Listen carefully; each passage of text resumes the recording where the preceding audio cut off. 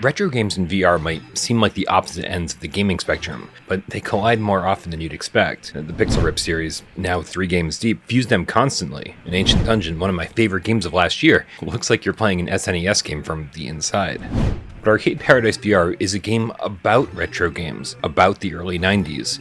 And for someone like me who adores both ends of the spectrum, Arcade Paradise VR delivered exactly what I was looking for, and a bit more.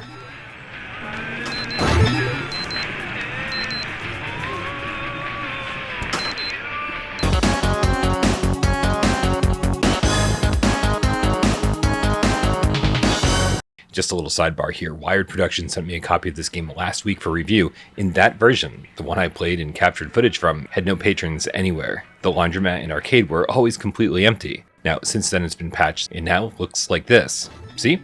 People. Alright, moving on. If you're not familiar with Arcade Paradise, then stepping into the world for the first time might be a little jarring. Maybe you were expecting a full arcade right off the bat, filled with classic cabinets that you could play anytime you wanted, but that's not what you get. At the start of Arcade Paradise, you find yourself in the early 90s in control of your father's laundromat, a grungy, rundown hole in the wall, dimly lit by fluorescent bulbs.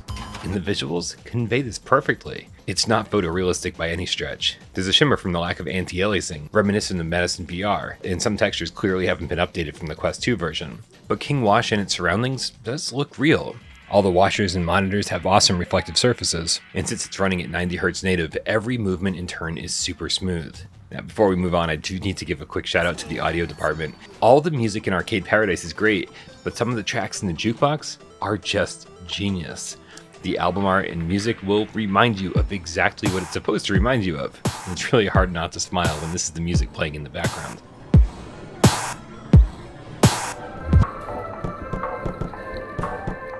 So what does King Wash have to do with arcade machines? Well, not much at first. It's a laundromat with rows of washers and dryers, and running this place takes work. To make the most amount of money possible, you should be washing customers' clothes non-stop, emptying the coin machine, and maintaining the appearance of the place by picking up trash, tossing it in the dumpster, pulling gum off the wall, and even cleaning the toilet. All of which they've turned into fun little mini-games. It's a lot to get done, and each workday feels really short when you're trying to squeeze it all in, which makes some of the controls extra frustrating. Way too often you'll find your hand stuck in a washer door, and then accidentally slamming it shut and then struggling to open it back up. There's a weird delay when picking up trash.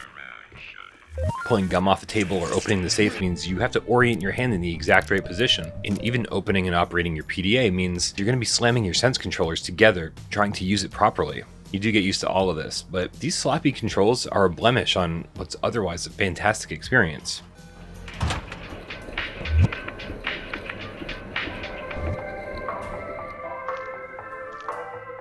Alright, you ready to get into the good stuff? In the back room of the laundromat are a couple arcade machines, and they'll probably look pretty recognizable to anyone familiar with older games. There are ones inspired by Arkanoid, Dance Dance Revolution, Quicks, Pac-Man, Missile Command. There's a vertical shoot 'em up, a light gun shooter, twin stick shooter, vector-based tank game, pretty much any genre you can think of. And it doesn't take long to realize, mostly through conversations with friends and family online, that the arcade cabinets are pulling in quite a bit of money. And after a while, they start pulling in even more money than the laundromat itself. So over the next 20 or so hours, you set out to constantly expand the arcade room, buy new cabinets, all of which eventually diminishes the size and importance of the laundromat.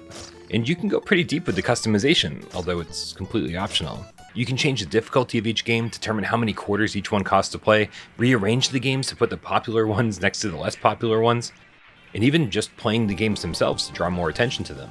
Now, you don't have to do any of this, but it's cool that you can. I'm not sure if my experience with Arcade Paradise will be similar to yours, but when I started playing, I was furiously washing, drying, and folding as many loads of laundry as I could before the business closed.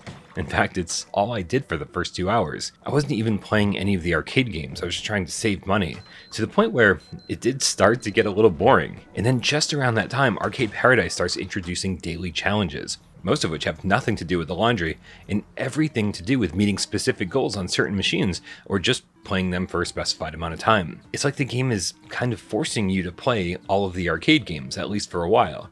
And let me tell you that most of these are actually really fun. There are games like Woodcutter Gal Jr. that are as simple as pushing one button or the other that I got really into, and some dude even emailed me constantly challenging me to beat his high score, further incentivizing me to play. But there are deeper games too, like Vostok 2093, which seems like a straightforward shooter until you realize that it has, wait for it, roguelite elements, and it saves your progress. So the more you play, the more you can upgrade your ship. Oh, and the haptics here are awesome. The blaring sounds of the arcade machines are accompanied with a lot of response from the Sense controllers, emulating even further the feel of actually being in an arcade. Some of the controls for these games are great, and some of them are, well, less great. I can't see my hand that hits the big button in this UFO game. I hated hitting the arrows with my hands in the DDR game. Learning how to aim accurately in Zombat 2 feels more difficult than it should be, and using an analog stick to move in Line Terror is just clumsy. But there are more great games here than rough ones, and exclusive to Arcade Paradise VR are 6 games that are redesigned from the flat screen version to take advantage of VR, and 6 completely new games built from the ground up for VR. There's a basketball game, a foosball table, which is surprisingly well done, and even an old school virtuality machine that you used to see at mall kiosks back in the 90s. And completing the previously mentioned daily challenges rewards you with a currency you can't get anywhere else in game, British pounds, and that's the only currency you can buy upgrades with. And there's a ton of upgrades, from shoes that let you run around faster, books that improve your computer or lessen the amount of work you have to do every day, an employee that you can hire to help empty the coffers, to even a car that lets you drive to work instead of taking the bus so that you can keep the business open later.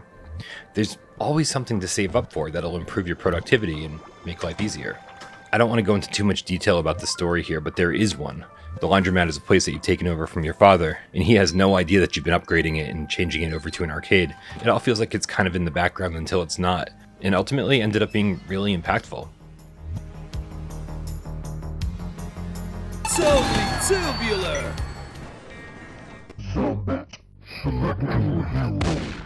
In the end, Arcade Paradise is way more than the sum of its parts. It's an arcade management sim that doesn't take itself too seriously, a collection of really fun retro-inspired arcade games that are more fun and addictive than you'd expect them to be, and it's all wrapped in a touching story about family and self-actualization. It's an homage to the past that plays so well here in the present, blending retro and VR seamlessly.